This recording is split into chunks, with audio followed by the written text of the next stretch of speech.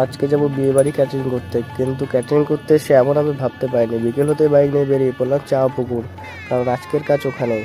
তো বিয়ে বাড়িতে এসে আমরা প্রথমে যেটা দেখি সেটা হচ্ছে খাওয়ার জায়গা, কারণ আমাদের টেবিল চেয়ার সেটিং করতে হয়, কিন্তু এখানে দেখি আগে থেকে সব কিছু কমপ্লিট করাই আছে।